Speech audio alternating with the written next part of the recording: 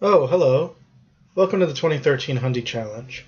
Today we're going to be discussing Lola by the Kinks. Dee doo dee doo doo dee doo doo doo dee doo dee doo doo dee doo dee doo doo dee doo doo doo dee doo dee doo doo. Porn. That's the first thing that'll come up if you Google Lolita, or for that matter, if you Google Nymphette.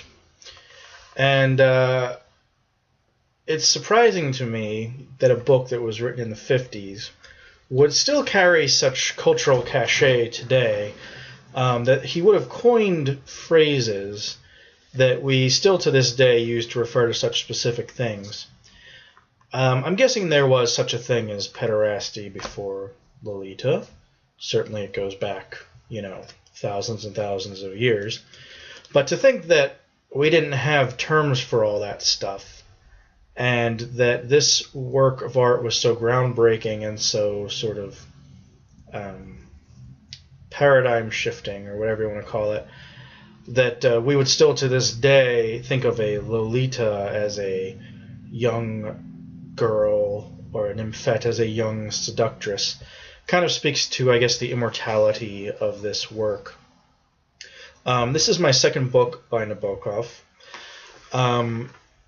And it follows Pale Fire. I'm not sure where it follows Pale Fire in the chronology, whether it's before or after, but it's got just a little taste of the pseudo-academic kind of thing that Pale Fire had it. It's a purportedly, it's entirely fictional, but it's purportedly the jailhouse journal, if you will, of I forget what the guy's real name was, but the pseudonym that he used was Humbert. And there's an introduction, there's a false introduction from an academic, just as there was a false introduction in Pale Fire, and they sort of went into what happened to Humbert and Lolita and that sort of thing. But I feel like that's one of those things that you should reread again after the book to get anything out of. As I feel about almost any introduction or foreword in a book, read it last. There's my little piece of advice to you. A little life lesson for you, my dear readers, or watchers rather. I did listen to the audio version of this book, and I'm glad I did, because my favorite actor, Jeremy Irons, was narrating, and he brought such a sort of a villainous edge to everything that he said. But nevertheless, I feel even if I had read it on the page, I would have been amazed by Nabokov's turn of phrase. He was really capable of spinning words in ways that you almost never hear combined. And the one that springs to mind, I didn't write too many of them down, but one jumps out at me. He said she had lips like a polyp, which is so, descriptive, and yet they're not things that we normally put together and think of. And the whole book was like this. Humbert is a great misanthrope, and he basically hates everybody that he meets. He smiles and smiles to their face and says all the right things in public, but in his journal he reveals that he basically hates every adult that he meets and despises them and enjoys smiling and lying to them. The only people that make any kind of impact on him in a positive way, well, if you can call it that, are what he deems nymphettes. And like I was saying earlier, I'm intrigued. I did not realize that term came from this book. And when he actually coins the phrase and goes to some trouble to say so pretty early on, he's talking about the Greek nymphs who were sort of woodland sprites who would seduce men. And of course he just adds nymphette, suggesting that he means very young seductress. So Humbert's problem is that when he was very young, he had an age-appropriate love which was he was 12 or so, and he was in love with a 12 or 13-year-old girl. However, she died, and he sort of fell into a state of arrested development, libidinously anyway. And even though he, continued on academically, became an adult in all other ways, kind of a jerk-off adult, but he becomes an adult, he is still nevertheless obsessed with girls no older than 12. And he is very narrow in his definition of nymphette.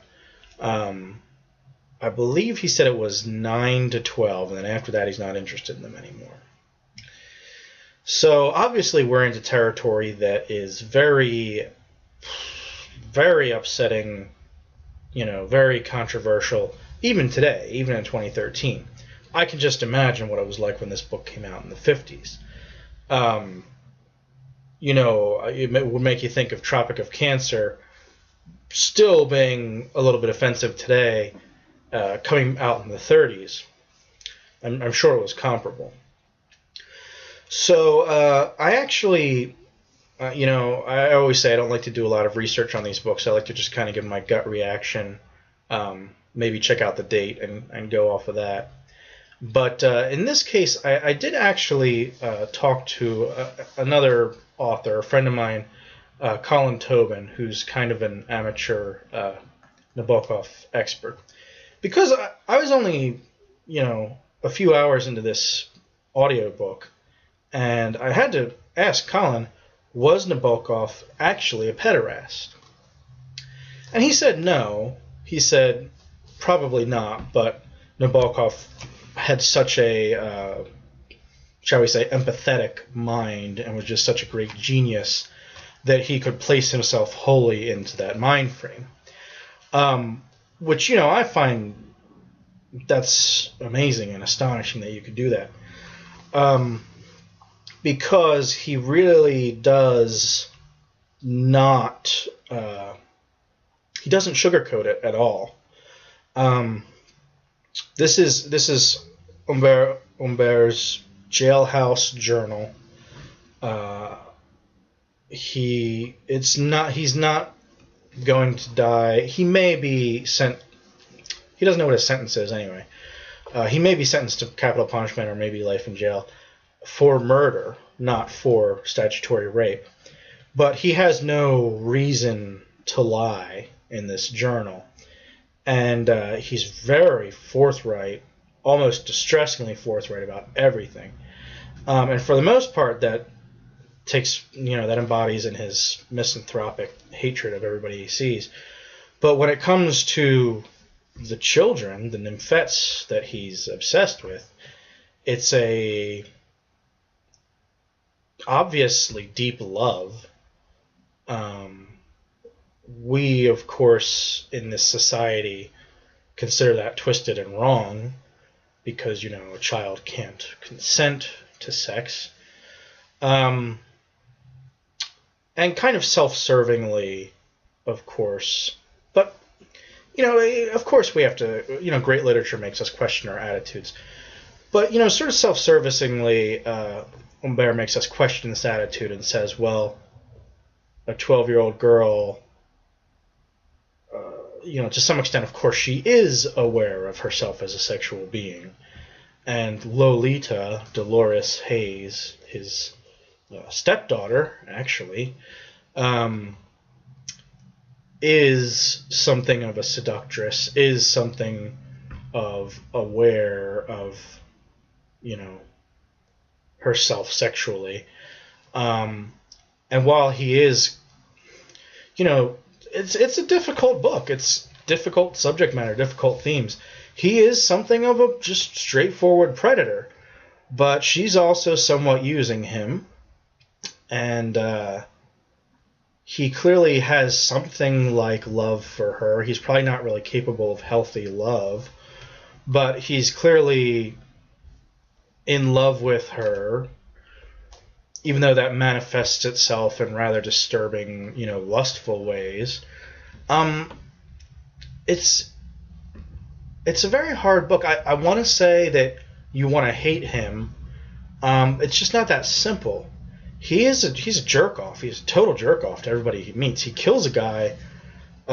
Essentially, there's this impotent guy, or anyway, he claims he's impotent, who rescues Lolita from Humbert. And Humbert swears a blood oath on him and goes and kills him. And that's not,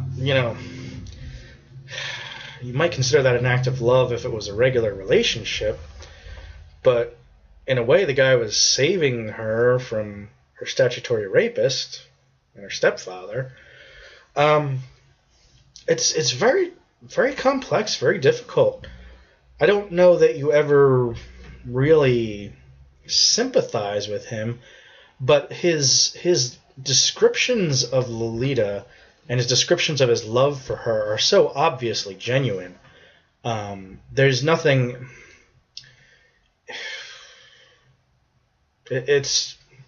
I don't know what to tell you. It's a really hard book. It's a really rewarding book. It's very deep. It goes into all of his feelings, which are just, socially wrong. And he just makes the argument, well, whatever, maybe society is wrong. And in another book, in a lesser book, he would have been made to be sympathetic. It almost reminds me of Native Son in that sense. But they don't go Nabokov never goes the full mile to be like, well, hey, maybe pederasty is a reasonable option. Because he's clearly also abusive emotionally. But anyway, gotta hand it to Nabokov for making us think on this one. An enduring classic, well worth the read. Probably going to be very difficult for parents, I would assume, and people with less, less easy stomachs for sexual matters. But thanks for tuning in, and we will see you next time.